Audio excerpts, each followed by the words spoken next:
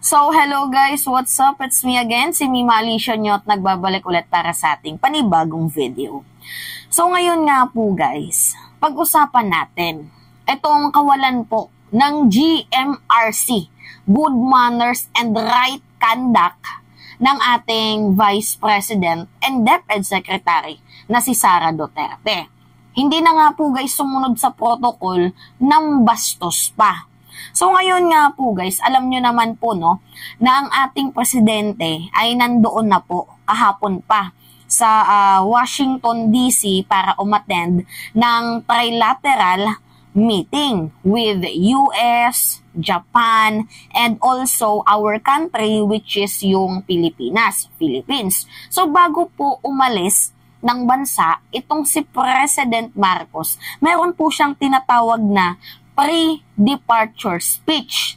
So ngayon, present po guys, itong si DepEd Secretary and also Vice President of the Philippines na si Sara Duterte.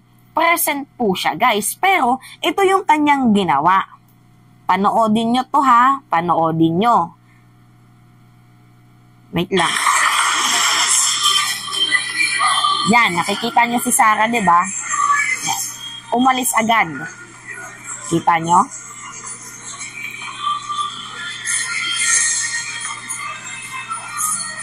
Yan, umalis agad. Diba? So, ano yung nakita nyo, guys? Pambabastos po yun. Paano ko nasabi? Kasi po, dapat po sa isang room, syempre, di ba, ng ating presidente nakikipag-usap pa sa iilang mga secretaries bago siya umalis ng ating bansa. So, nakikipag-usap pa po ang ating Pangulo.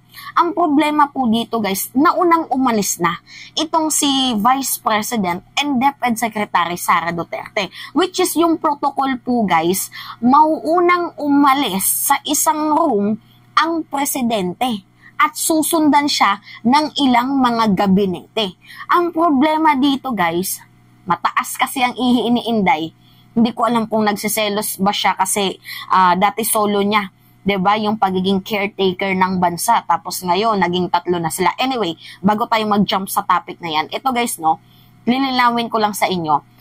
Kapag po merong inauguration, departure speech, mga ganyan-ganyan, kapag present po ang Senate President, present po guys yung Vice President, or kahit na sino pang government official, kapag nandyan po kayo guys sa loob ng isang room, lalo pat nag-i-speech ang ating Pangulo, ang mauuna pong lumabas yung Presidente. And susundan na lamang po siya ng ibang mga gabinete. Ang problema po guys, bastos wala.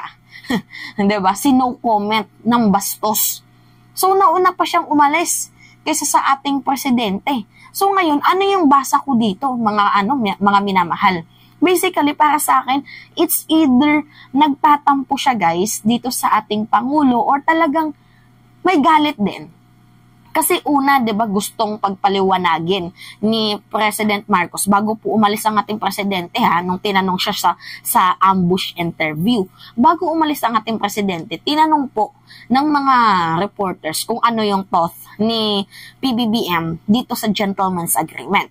Ano yung sabi ni PBBM? Pinapagpaliwanag niya ang kampo nila Duterte.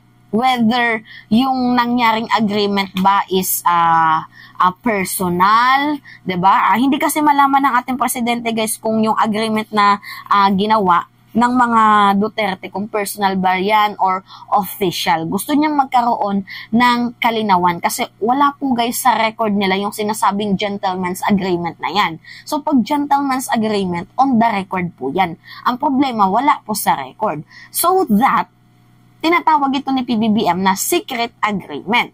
So I think one of the reason kaya ganito na yung pag-ugali ni Sara nang babastos na siya is medyo nagiging conservative na kasi ang ating Pangulo sa mga ginagawa nilang kalokohan. So pangalawang thought ko dito, siguro, baka maybe, ito yung dahilan kung bakit ganyan na yung inaasta niyang ugali. Kasi 'di ba before, itong si Sara Duterte kapag umaalis po ang ating presidente, may tiwala ang ating Pangulo. Trusted person niya itong si Inday. Solo niya. ang pagiging caretaker ng bansa. Kumbaga, ala presidente siya habang wala po ang ating presidente sa bansang Pilipinas. Now, ang ginawa po guys ni PBBM, nilagay niya as assistant itong si Bersamin at itong si Estrella. Itong si Conrado Estrella. So, hindi na po siya guys solo na caretaker ng bansa, kundi tatlo na sila. So, ano yung basa dito? Wala na pong tiwala ang ating Pangulo, ang ating Presidente dito kay Sara Duterte. Kasi guys, isipin nyo kung laliman nyo mag-isip. Kung pinagkakatiwalaan pa ng ating Pangulo, itong si Vice President Sara Duterte, sa tingin nyo ba, i-appoint niya pa, gagawin niya pang assistant, itong si Bersamin at itong si Estrella? Diba hindi? Kasi in the first place nga naman, diba, pag umaalis noon si PBBM, laging caretaker ng bansa itong si Sara. Pero ngayon, this time, kasama na po si Bersamin at kasama na si Conrado. So what is the meaning of that? Nawawala na po ng tiwala si PBBM kay Vice President and DepEd Secretary Sara Duterte. Bakit nawawala ng tiwala, mga minamahal? Kung matatandaan nyo, noong March 11, nakaraang buwan, nasa Czech Republic at nasa Germany itong si President Marcos for meetings. Alam nyo na yung pinupunta ng ating Pangulo dyan. Diba? For meetings, syempre, to boost our economies and etc. Diba? Ang problema guys, caretaker itong si Sara Duterte nung March 11. And that is the last day of prayer rally dito sa prayer rally kay Kibuloy, sa Liwasang Bonifacio. Hindi pala. Tama ba ako? Liwasang Bonifacio, Freedom Park, Freedom Wall, basta. Sa Liwasang Bonifacio yun, I think. So ngayon guys, imbes na mag-start itong si Sara Duterte na pahupain ang mga nag-iinit na damdamin ng mga mamamayang Pilipino, nanguna pa sa rally, umattend at sinuportahan ang Marcos resign, which is nakakawalang respeto po yun guys. Nakakainis sa ano ng presidente. Mantakin mo, caretaker ka ng bansa na dapat sana ikaw yung nangunguna sa pag-aayos, ikaw ang nangunguna para dito sa katahimikan, ikaw yung nangunguna sana para sa kapayapaan, and yet, yung ginawa mo is talagang kasuklam-suklam dahil ikaw po ang pasimuno, 'di ba? Parang sinigundan manuhan mo na, or parang okay lang sa'yo na mag-prayer rally sila na pabagsakin itong ating gobyerno. Isipin nyo guys umattend si Sara. Diba kung matatandaan nyo, huling prayer rally ni Kibuloy last month, umattend itong si Vice President and DepEd Secretary Sara Duterte sa naturang event. Which is, nung time na yun, caretaker siya for 3 days.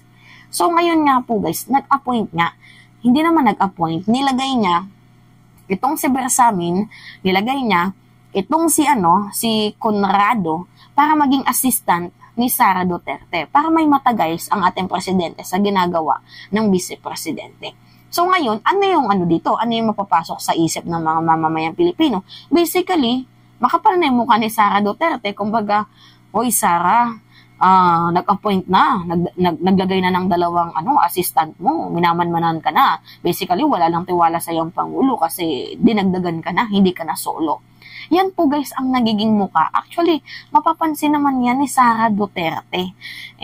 Alam nyo naman na kahit pinagre-resign na siya as a Vice President and DepEd Secretary ng Bansang Pilipinas, ayaw niyang mag-resign. Wala talaga tayong magagawa kapag yan na lang yung source of, sabi na lang natin, di umano allegedly income ng taong yan. Kasi wala nang confidential funds Diba?